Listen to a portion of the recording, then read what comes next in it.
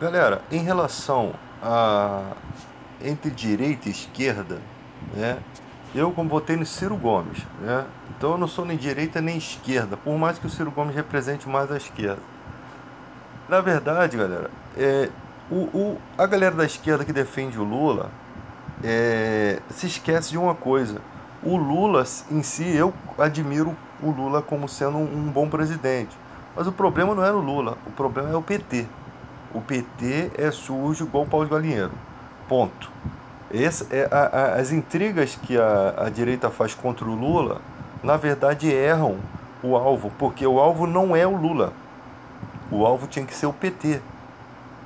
Qualquer presidente da situação do Lula ficaria intimidado com imagina você tá num partido que te elegeu e tem inúmeros corruptos, inclusive pessoas que são seus amigos, né? Pessoas que você não quer incriminar, mas que são pessoas, tem muitas pessoas do mal ali, entende? Então, imagina você como presidente, o que você faria? Você não poderia fazer nada, não cabe a você, o problema é com a Polícia Federal. Se não foi pego antes, é porque a Polícia Federal não fez o seu trabalho, né? Então, eu como cirista, muitas vezes entro nos debates aí e os petistas não gostam, não. Não gostam porque a realidade é o Lula, ele pode, você vê que fizeram tudo para incriminar ele, realmente foi para tornar ele inelegível, fizeram de tudo para tirar o Lula. O Intercept, as escutas telefônicas mostraram isso, mas também pode ser uma fraude, né? Mostraram isso, mas quando na verdade, o PT simplesmente fez a parte comum que todos os políticos dos outros partidos faziam, PMDB, PSDB, DEM, todos esses partidos são tudo ladrão, são tudo mancomunado por poder, né?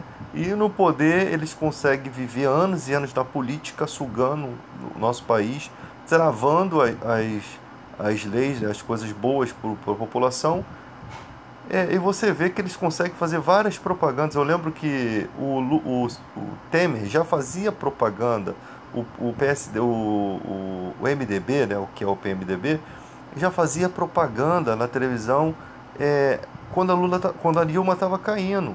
Quando a Dilma estava caindo, eles já estavam fazendo. Venha para o PMDB.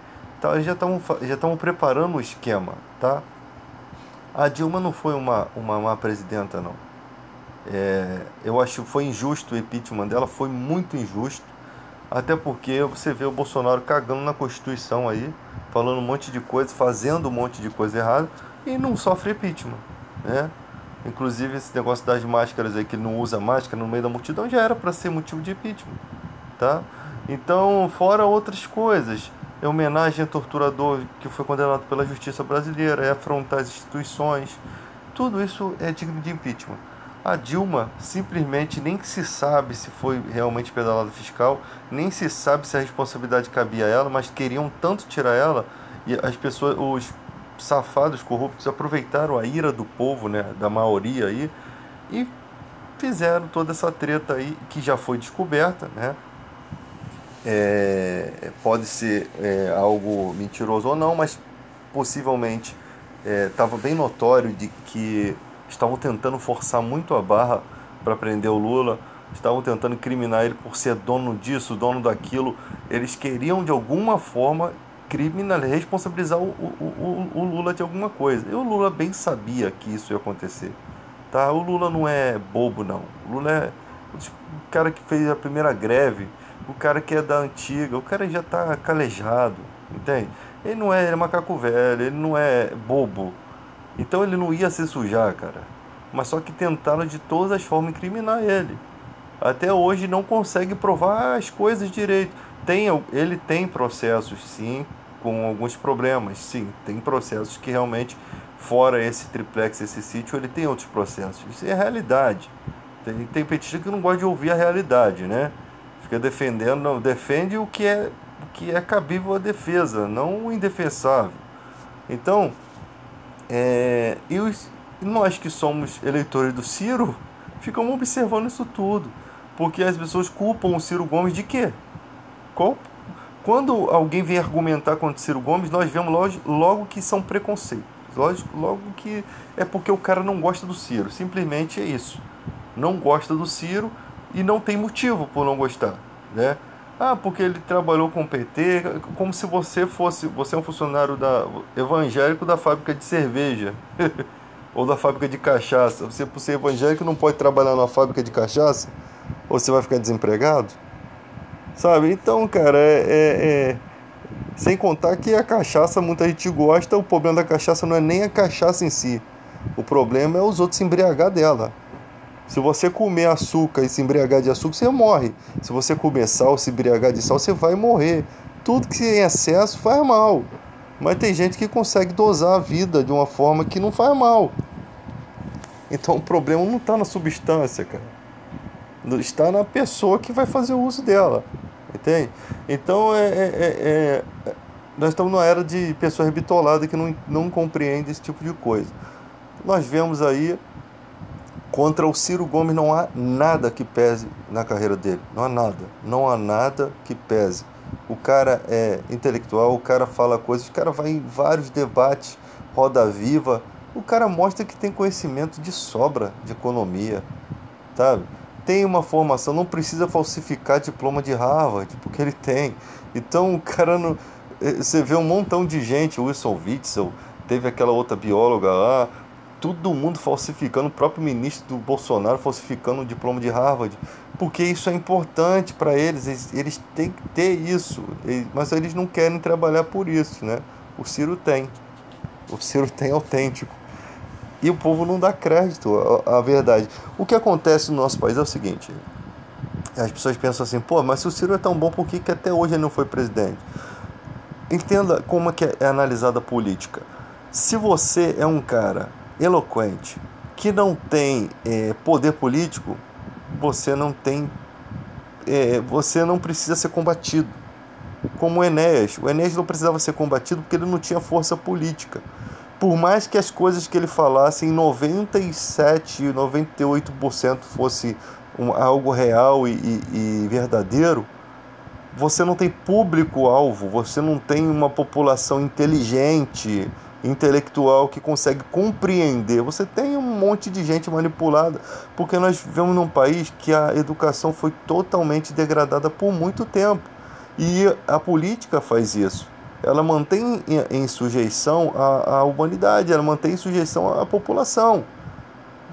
Gente, nós vivemos num país em que as pessoas batem no ator de televisão, porque acham que o cara o vilão lá da novela é na vida real. Então é um nível de pessoa. Nós vemos aí, agora, foi um vídeo do Gabriel Monteiro, que eu não gosto de pessoas que votam em Bolsonaro, mas tem muita coisa que o Gabriel Monteiro mostra nos seus programas que é uma porcaria, né? O negócio de ficar entrevistando pessoas, pessoas comuns é uma coisa só para mostrar realmente que o povo não tem conhecimento de nada, realmente. Mas isso daí, você fazer chacota, você debater com esse tipo de pessoa, você deixa de ser sábio. Mas ele fez um vídeo interessante em que uma pessoa oferecia dinheiro para um cara colocar Boa Noite Cinderela no copo de uma mina. Pô, é uma parada que mostrou a cara do cara, realmente é uma coisa que traz algum benefício. Imagina você finge que você pega uma criança para fingir que quer sair com um pedófilo desse daí, quando o cara vir filmar a cara dele, o que você está fazendo? O que você está fazendo? Você está fazendo com que eles fiquem escondidos, com medo de acontecer alguma coisa com eles, e isso neutralize as ações deles. Toda vez que viesse um pedófilo encontrar com uma jovem e entrasse na porrada, pegasse o negócio, metesse a porrada nele, né? De preferência o Kid Bengala, para poder dar uma machucada nele, você não ia ter pedófilo, você não ia ver pedófilo, os caras iam ficar com medo. Hoje em dia os caras não têm medo, cara. Os caras vão na rede social da criança, no YouTube, tem um monte. Uma vez, o meu filho, quando era pequenininho, assistia esses desenhos e aí via, né, várias coisas relacionadas à criança. E uma vez eu vi que as imagens do YouTube, quando filmava, porque as crianças começaram a fazer vídeos, né? Às vezes o pai nem sabe que a criança está fazendo vídeo. Isso é muito perigoso. Às vezes a criança está pelada no banheiro e está filmando e não sabe, a criança não tem noção. E nos vídeos, o YouTube não tem tempo de tirar tudo, mas eu percebi que alguns vídeos da pessoa andando, a criança andando de bicicleta, o vídeo parava como se fosse aquele vídeo de imagem principal do YouTube, exatamente nas partes íntimas da criança. E isso não era só um vídeo, eram vários vídeos. E eu queria entender como que isso acontece. Eu cheguei a printar essas imagens uma vez e botei no YouTube. E as imagens dos comentários dos pedófilos. Os caras falando absurdos para uma criança. E os pais nem devem estar sabendo disso, sabe? Cara, e ninguém faz nada, tá nítido. E os caras estão muito à vontade. E hoje em dia, com esse TikTok, pior ainda. Que as pessoas colocam coisas absurdas naquilo ali e não tem regras. Parece que você tá numa deep web, sabe? Então, fora as coisas idiotas que não tem graça que o nego coloca. Acho que coisas sem graça não eram pra ser colocado. Então, gente, tem muitas coisas que o Gabriel Monteiro faz que é admirável, que realmente ele tá acertando o passo, tá? Não vou votar em Bolsonaro por causa dele, não vou atribuir voto a políticos da direita, não vou, salvo se esses políticos realmente representarem o país. Porque para mim, se o cara representa, o cara não tem bagagem nenhuma podre, o cara não tem envolvimento nenhum. Por que não dar uma oportunidade? Quem é íntegro, cara, não se suja porque o partido é sujo, não. Quem é íntegro se mantém. Então você tem gente boa em todos os partidos, você tem gente boa, né? Só que eu acho que o cara que é íntegro, ele tem que procurar se aproximar de partidos que realmente lhe representem. Por exemplo, eu não gosto do PSOL.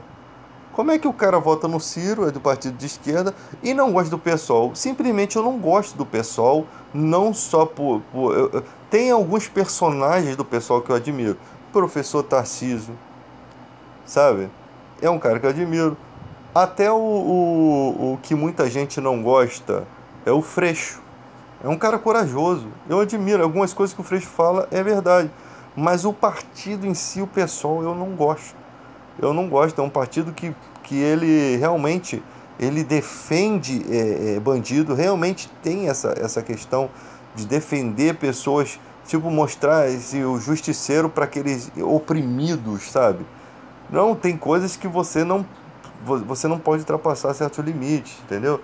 Eu acho que você não pode ficar dando munição a outros partidos. E isso dá munição. O cara tá lá defendendo pessoas que tem que deixar isso aí para outro defender. O cara, o defensor público, não um partido se meter nessas pequenas causas, sabe? E acaba sendo vergonhoso. Realmente, o que a direita fala é que realmente eles defendem e não defendem quem deveria defender, né? Não defende a vítima, defende o bandido. Então, gente, realmente tem uma lógica na crítica, tá? Tem uma lógica na crítica. Então a gente tem que parar e analisar isso, parar e pensar nisso, entende? Mas o meu candidato é Ciro, é o Ciro. Não vou deixar de votar no Ciro Gomes, porque o Ciro Gomes representa uma eloquência absurda, cara, em relação à economia. Você pode ver nos debates que esse cara vai, ele é conceituado em debate, um cara que não tem poder político, porque ainda muita gente tem preconceito, muita gente não conhece ou desconhece o trabalho do Ciro Gomes, muita gente tem preconceito por conta dessa mancha do PT, né? O PT que atrapalha a vida do Ciro Gomes, o PT que atrapalha o crescimento. Outra coisa, o Ciro Gomes, as pessoas falam assim, ele é recalcado, ele quer ser presidente. Irmão, nós precisamos do Ciro Gomes, não é o Ciro Gomes que precisa de nós, não. O cara é professor de Direito Constitucional, tem uma bela formação acadêmica, é vice-presidente de um partido, tá cheio de dinheiro e já tá velho. Cara, é dor de cabeça você enfrentar os grandões dos bancos, os grandões da política. É dor de cabeça, filho. Se o Ciro Gomes tem 50% de aprovação da população, 40%, ele teria que ter muita segurança, porque o nego ia tentar contra a vida dele e da família dele. É isso que acontece nesse país imundo. É isso que acontece. Você acha que Enéas estaria vivo se Enéas tivesse 40% de admiração popular? contra o Collor. Olha, o Collor é um imbecil, né? Mas ele tinha um discurso perfeito. Ele tinha um discurso, ele seguia a cartilha, né, dos seus assessores, ele seguia a cartilha, então ele representava aquele lobo cordeiro, lobo disfarçado de cordeiro, aquela hipocrisia imunda, ele representava isso. Um cara sujo por dentro, mas por fora era limpinho, bem arrumadinho, bem apresentado. Os pastores corruptos fazem isso todos os dias na televisão. Tudo bonitinho, com canções, com coisa maravilhosa, com tudo engomadinhos. Aí tu vai ver o que o cara tá pregando. Cara, pra você, não é brincadeira não, eles sabem que sempre vai ter trouxas na fé. Pessoas que estão começando hoje, que não sabem o que é Bíblia, que não sabem o que é igreja, e começa aquele reboliço na vida da pessoa, aquela manipulação, de forma que pessoas inteligentes, eu vejo, cara, advogados, juízes, dando dinheiro, dando casa, dando carro. Os caras fazem isso em outra religião, por que não acreditando no Deus, em Deus? Os caras fizeram isso em outras religiões, até pior. Fizeram até pior, doaram muitas coisas e depois se descobriram enganados. Agora estão novamente enganados, achando que Deus precisa do bem material da pessoa. Ó, e outra coisa que eu vou falar para vocês, gente. Tem um monte de padres ou candidatos a padres que ganham rios de dinheiro. Os caras andam nos melhores carros, têm as melhores roupas, ganham um presente de todo mundo da congregação, viajam para todo canto do mundo, cara. O cara, às vezes o cara não entra para ser padre, para poder ser realmente padre, mas entra pela boa vida que tem. E ninguém fala nada, tá? E eu sei que não quer dizer que você vai ser padre, que você vai ter que viver na miséria, não. Eu acho que o padre, pastor, esses caras têm que ser muito felizes, eles têm que ter uma vida boa também, né? Mas eles têm que ajudar os fiéis também a conquistar a vida boa que eles têm, né? Porque você vê padres chegando de carrão na igreja, enquanto as pessoas realmente passando necessidade, e às vezes obreiros passando necessidade. E o pior, sabe o que é? Que a igreja não quer ajudar. O que eles querem que os cristãos se unam para ajudar a pessoa, mas que dos cofres da igreja não saiam nenhum trocado. É isso que acontece. Então, gente, isso aconteceria muito bem se a igreja não recolhesse ofertas. Se ela não recolhesse ofertas, simplesmente quem deveria fazer era o povo. Mas como ela recolhe ofertas e dízimos há anos, não custa nada pensar nos seus fiéis, né? Se cada igreja aí tivesse o seu plano de saúde, cara, é só você raciocinar. Você vive num país que as políticas públicas são desgraçadas, que a saúde pública é uma miséria.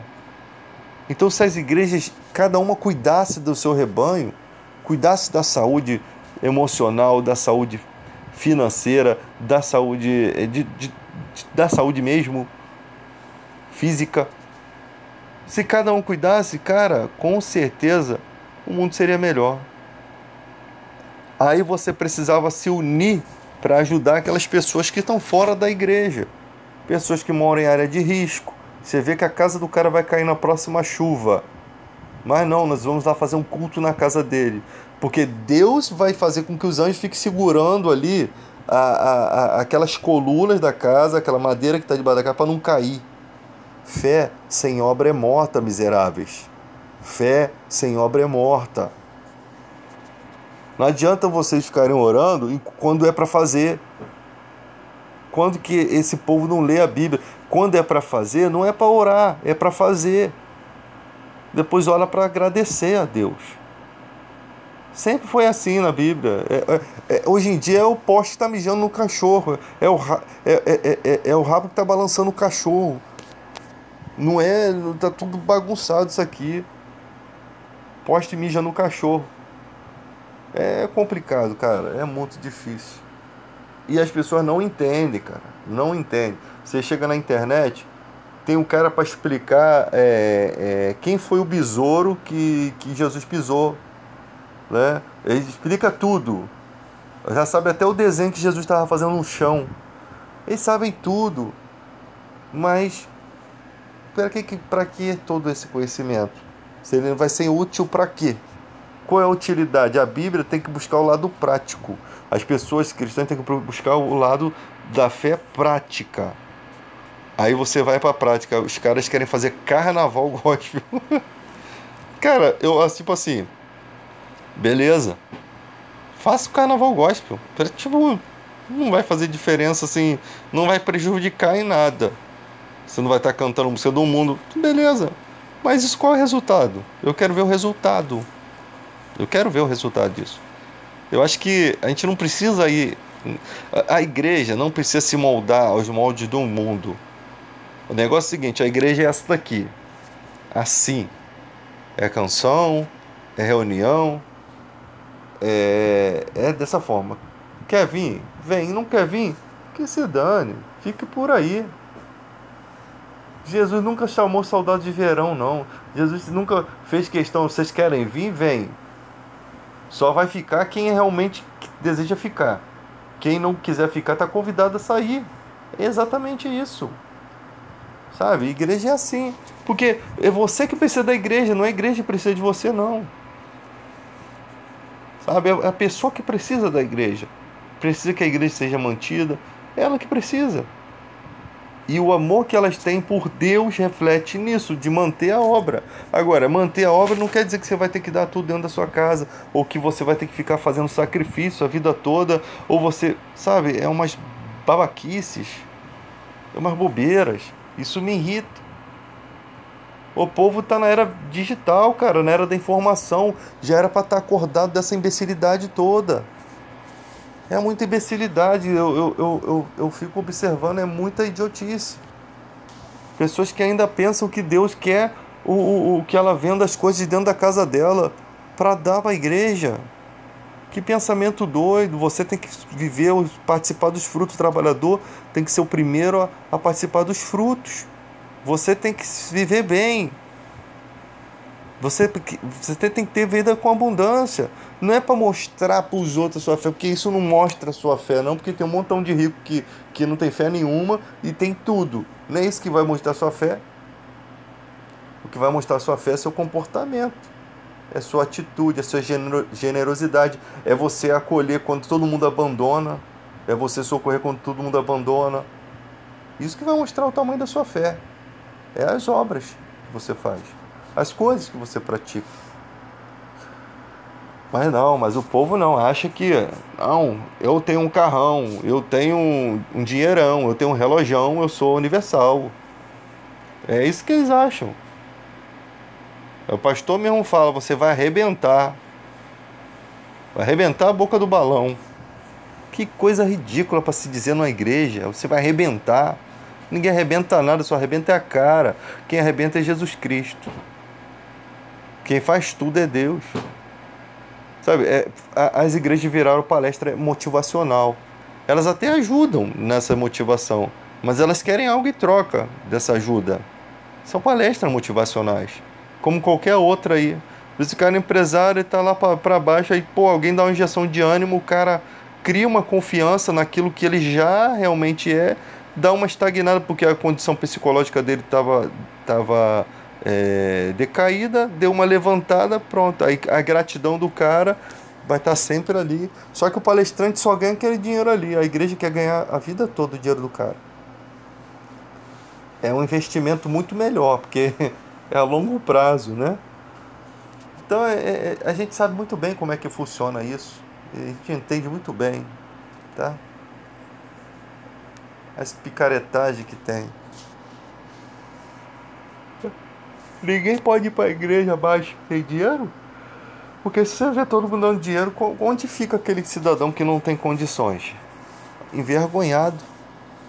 Envergonhado. O pastor fala assim, quem pode dar 1.000? Aí sobe, levanta 10. Quem pode dar 500? Levanta 20. Quem pode dar 100? Aí levanta 1.000 pessoas. E o cara não tem 100. Ele vai sentir como? Já para isso que não se estipula oferta.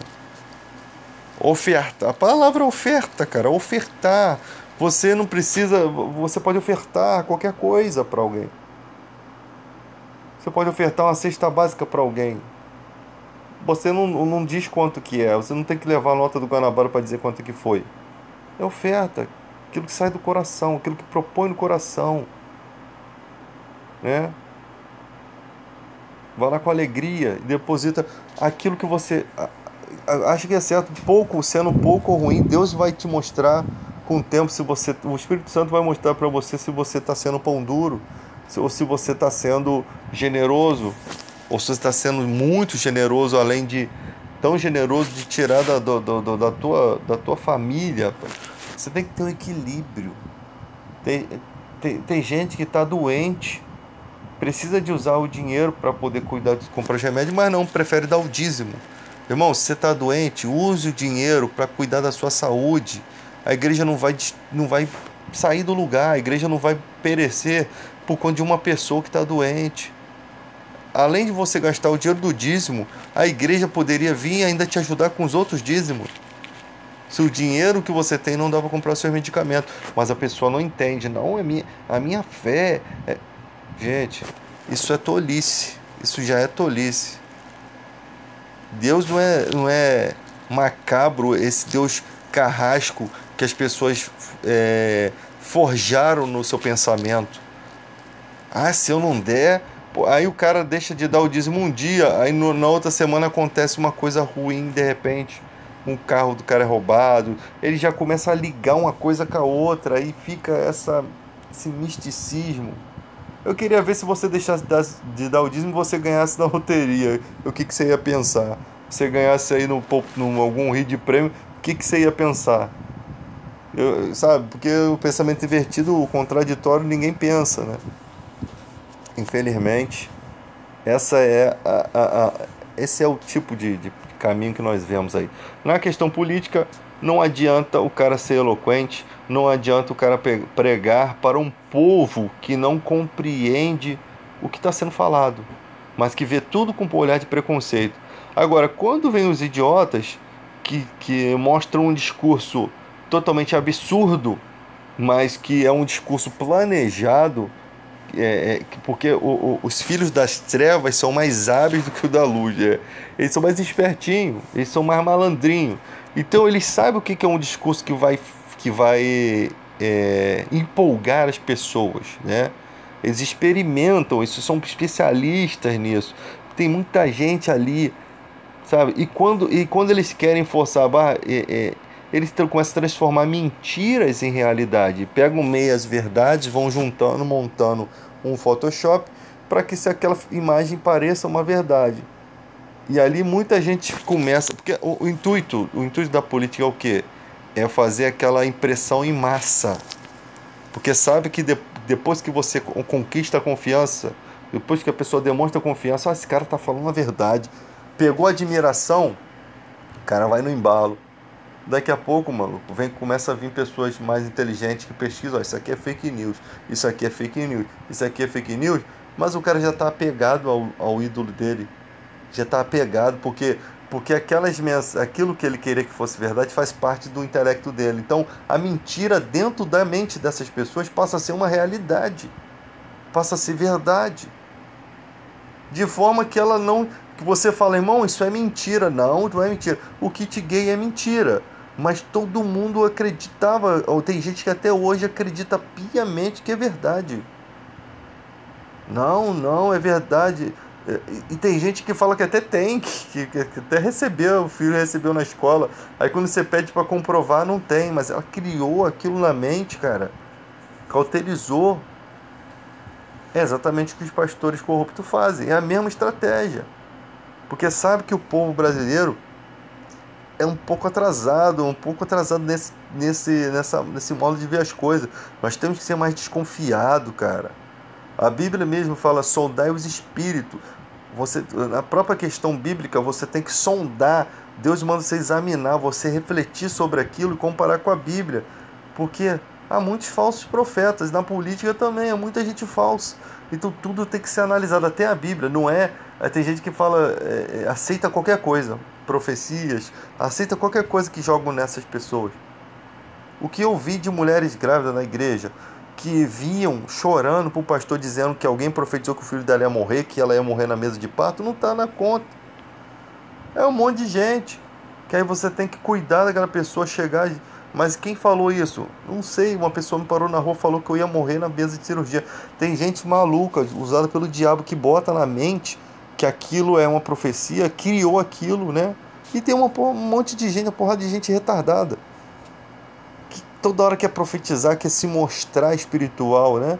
Aí fica aí profetizando um monte de coisa e as pessoas vão agregando aquilo na mente. Tem que ser mais esperto. A mulher grávida, coitada, cheia de problemas sentimentais, cheia de problemas hormonais, ainda vem um desgraçado desse para falar uma besteira dessa. Eu já cansei de ver isso. Então você vê que o país tem muitas.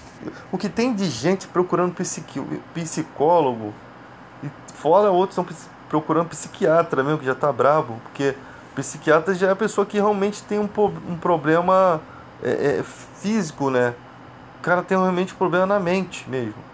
O psicólogo não, trata uma questão sentimental, trata uma porta que está fechada ali, uma mágoa, um ressentimento, uma, uma, um afastamento de namoro. E, às vezes o cara que é muito nervoso, mas quer se controlar, os amigos dele estão mandando ele se controlar, mas ele não consegue, ele procura um psicólogo para conversar, para saber o que que tem, o que está fazendo. Aí a pessoa vai sendo cuidada, o que que ela pode fazer para poder não ser agressivo.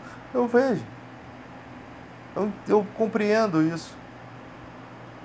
Então, o que tem de gente procurando ajuda, você imagina, essas pessoas procurando ajuda no país todo desse jeito, muita gente assim sofrendo por perdas, e ainda vem esses políticos imundos falando um monte de mentira, iludindo, incentivando a ira.